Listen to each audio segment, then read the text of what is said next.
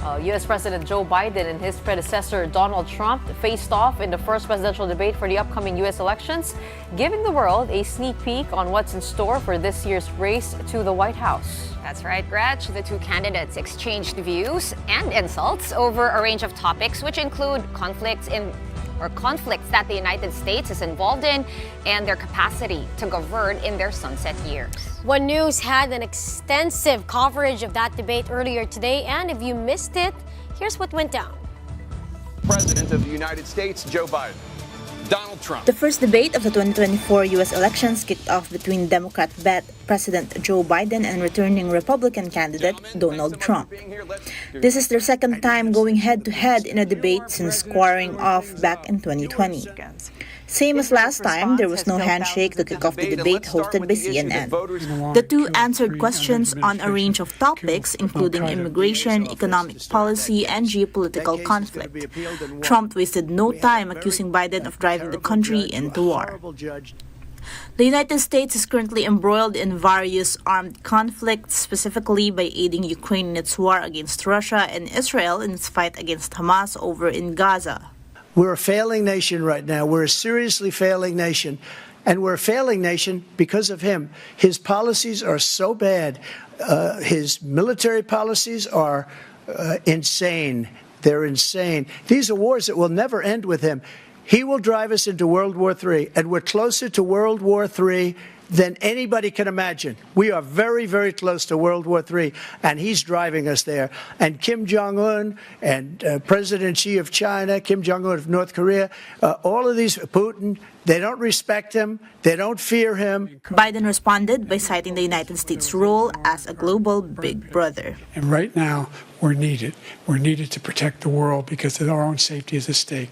And again, you want to have a war, just let Putin go ahead and take Kyiv, make sure they move on, see what happens in Poland, Hungary, and other places along that border. Then you have a war. Biden, on the other hand, hit Trump for his role in instigating the January 6, 2021 storming of Capitol Hill. The only person on this stage is a convicted felon is the man I'm looking at right now. And the fact of the matter is, what he's telling you is simply not true. The fact is that there was no effort on his part to stop what was going on up in Capitol Hill. The debate also touched on abortion and Trump, who backed the overturning of the landmark Roe v. Wade decision, which protected the rights to abortion, had this to say. First of all, the Supreme Court just approved the abortion bill, and I agree with their decision to have done that, and I will not block it. What happened is we brought it back to the states, and the country is now coming together on this issue. It's been a great thing. The two senior candidates were also asked about concerns over their age and whether they are fit to run the biggest economy in the world.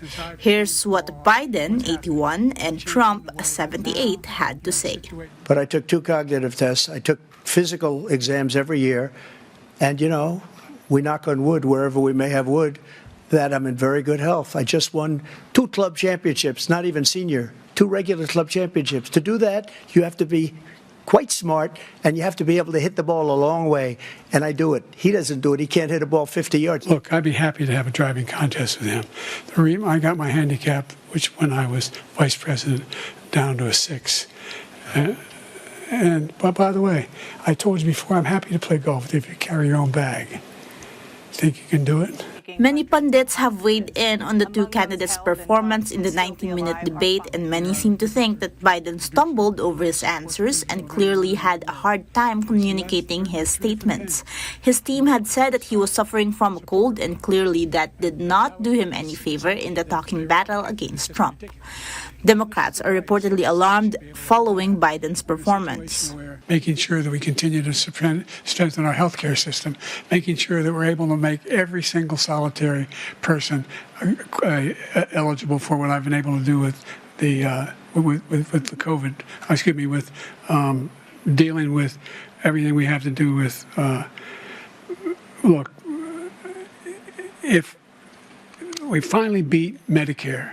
The former president, on the other hand, tended to lean on exaggerations and grandstanding statements, which many say have not had enough fact-checking from the CNN team.